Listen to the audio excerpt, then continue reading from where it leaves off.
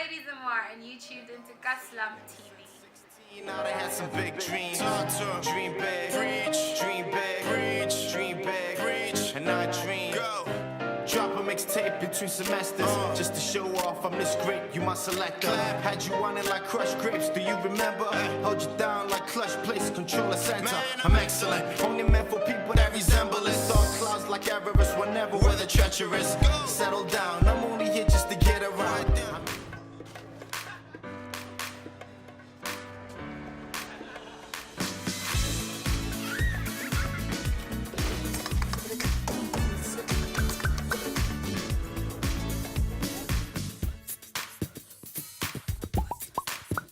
I'm loving it.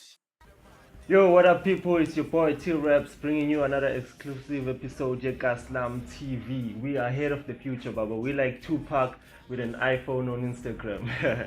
Anyways, vandaag ang chillen no Lady Zama. Unjani? I'm great, thanks, and yourself? Ang sharp as yabona namhla I'm in presence of greatness, nobuhle, a hit maker. So never snyana, but I'll try to calm myself down. First things first, each and your music iqale. My official journey, publicly, it started about 3 years ago. Yep. And it was just that thing of I'd been recording for so long, just playing around in studio, and then one of the songs that I had been playing on, just fooling around on, just became like really popular in Pretoria. Yeah. And then fast forward a year later, we dropped another single with Junior Taurus called Mamelodi, and that was it. And I just I had never predicted that it would go this far, but yeah, it did. So you and Junior Taurus like nihlangane kanjani? 2011, I was at a poetry session. I was just freestyling, the guys were rapping, and we had this thing where we were just like throwing words in the cipher, and then you just sing to whatever the hell they said. And one of the guys who was his friend, I don't know how close they are right now, but they were very good friends back then. He came up to me and said, listen, I know this guy, he's a producer, and I really want you to meet him. I think you've got such a beautiful voice. And obviously you don't believe someone like that, but I just waited. The Saturday came, and they came to pick me up, went to studio, recorded our first song. It's still a great song, though we never released it. Oh, yeah. So why is I use it? I don't know, really. You'd have to ask him, but one day I hope he would actually decide to release one of the tracks, the first tracks we ever did. It would be really cool. So you dropped a duo album together. Was it always the plan within Shugani after that? Yes, it was always the plan, because it was never the plan to be a duo in the first place. All right. We were producer and vocalist. I was never sure which one of our careers we're going to concentrate on. I was assumed we would concentrate on Junior's career, because at that time I wasn't interested in doing a lot of performance. Yep.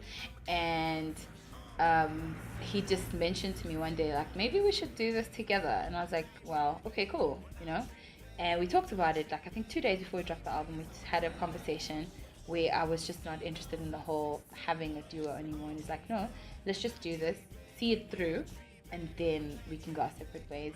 So we had decided on 1 or 2 albums, and it just happened as the first one. Okay, now you got an album out, King Zama. Tell us more about that.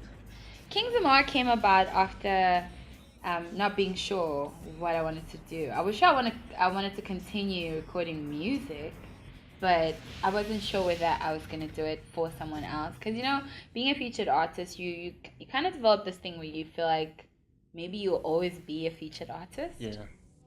But my team at that time told me that maybe you should try and do something else. Like, be yourself. Like, you give people these great songs all the time. Yeah. How about you have your own collection of works, and they are yours. You're not featuring anybody, and you are not featured on anything. So I started recording the album in 2016. I think it was January. Yeah. And it was scrapped like 3 times because of problems in people and their emotions. And then after I think it was the 4th time or the 3rd time, that's when we started finally getting it right. Okay. And by that time, by the 3rd try, I had decided on the name, and I kept on posting King Zamar. And people had no idea, like, what the hell is King Zamar? And I was like, just chill. By the way, on the name King Zama, why King Zama? King, because first of all, being a female in the music industry, I have seen so many females call themselves, I'm the queen of this, I'm the queen of this. And I just was like, this is so boring. I don't want to be no queen of this. Yeah. I want to solidify my position in the music industry. I want to solidify it to myself. I want to solidify it to my fans. I want my counterparts, my male counterparts, to understand that I'm not here for games. I'm not here for their pleasure. You understand? I'm here to compete with the best of the best. Yeah. And another thing is that my music, I've slowly come to a realization that it's very different to what everybody else does. And I have been dubbed my kingdom, the Zamartian kingdom. And I felt like as the Zamartian leader, I should then be a king. And then there's the fact that Zamar means praising God in music. And I just wanted to be like the king of that too. Like, I'm king of that too. So yeah. Everything about the concept it just sounds so dope. Now you. go back to the album, like who did you work with? The album, I worked with a lot of underground producers. Yeah. First, the first person I actually drafted into the team was Drum Pope from Mamelodi. And then I worked with Dr. Maruti, who's actually worked with a whole lot of artists in South Africa. But I think at that time, he was not yet very well known as the producer of a lot of these tracks. Yeah. And I also worked with DJ 40 from Pretoria. I worked with Divine Brothers and Love is Blind. I worked with King P on Sapphire Town. You understand? So I worked with a lot of people, especially the sessionists, the people who are not known, and I wanted people to know that there's some dope musicians all around us. Even my second album, the main producers will be underground producers because they don't get a chance. Yeah. And I feel like with the work that I do, I need to give people a chance. All right. Yeah. Now, you got an album out, you got singles, you got a video. What's the next move? Next video, man. Next video. So what's the next video? It's My Baby. It's the second single from the album, which is track 12. Okay. And the video concept is so simple, but it's so pretty. There's like a timeline which you will see when you listen to the song. You see a timeline of a relationship, and it's the same within the video. We're going to have that come out. We have found the most amazing team to do it. We have an amazing two dance teams that are working on the routines of the song, and it's just going to be one of those videos that I hope to change the game. Do you understand? And then there's my own other projects outside of music, performing of music, not music. I have workshops coming up that will educate young and upcoming musicians on the dangers and limitations and the opportunities within the music industry. Because, I mean, I was not educated about the music industry, and there were some places where I almost tripped and fell. And I feel like had I not had the people around me that love me so much and the God that loves me so much, I would have literally just gone down the drain. I'd have had one song and just disappeared. Do you understand? So that's coming up. I have my own fashion line coming up as well. Okay. So there's a lot coming from me in the next couple of years, but people must just stay glued. And the album singles are just too many to choose from, so they should just stay tuned for that. Okay. Now you mentioned Uguti, your sound is different. Like, how would you define it? I do a lot of pop dance, I don't actually do your generic house music. I do pop dance because my influences are so vast. I'm influenced from country to blues. I'm into the whole electro EDMs.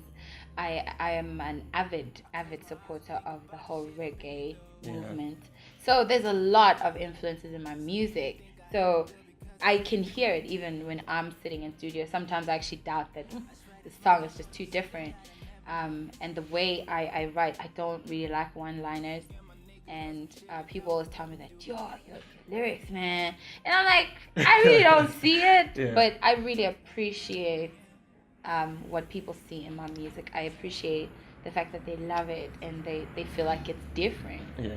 No, that's dope. I'm sure you're an inspiration to abantu abaningi out there. So I like hope so. For someone who's watching, like who wants to know like what are the key elements to grind yakho, like what keeps you going?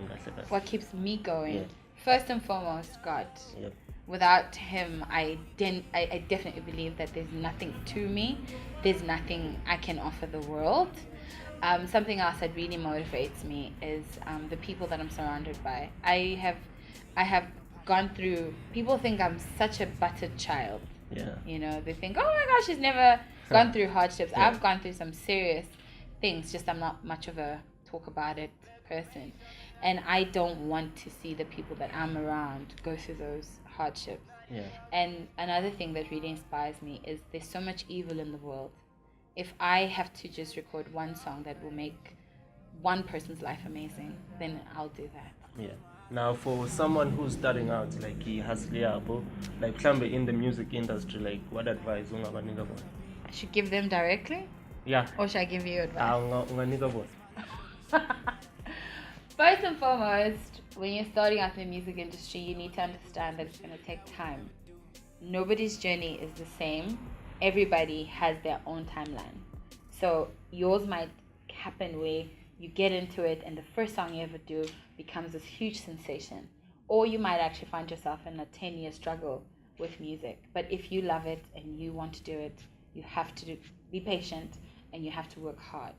Another thing you need to understand is that it's a game of education and knowledge. Now, when I say education, I'm not talking about your conventional education. I'm talking about learn the music industry. There are not a lot of people out there who will give you the skills that you need. And if you find people that will educate you on what is needed, you must thank God and thank anyone around you who's just making you, get into that headspace. So get as much information as possible. Do not get into it naive. Find somebody who's going to help you, and just never forget it's your musical journey. It's not other people's musical journey. Be honest with yourself.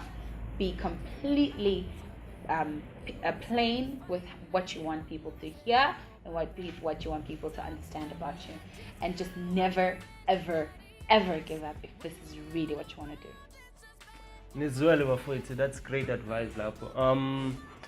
Sikuthola kuphi Instagram, social media, bookings and stuff like that. Okay, social media, it's Twitter and Instagram, lady_Zamar, and Facebook, it's your @LadyZamar. Bookings, you can just check out my website, www.ladyzamar.com. You'll find bookings at ladyzamar.com, information at ladyzamar.com, management at ladyzamar.com. So if you have any questions, just go at ladyzamar.com and you'll just try out all the codes. Yeah. Bookings, management, whatever. Just try them out. Yeah. One of those emails will come through to us. Okay. Yeah. Siyabonga ukuthi ube nathi vandag. Any last words? Happy birthday. Oh yeah. That's my last words. Like, you should have a wonderful year. No, thank you. 2017 into 2018 should be amazing for you. It will be. Ngoba sekusho wena. Bafowethu, it's your boy T Reps. Lady Zama, go out there and get King Zama, go out there and support South African artists, go out there and support to Lady Zama. From your Kas'lam team to Immediate Maniacs, we out.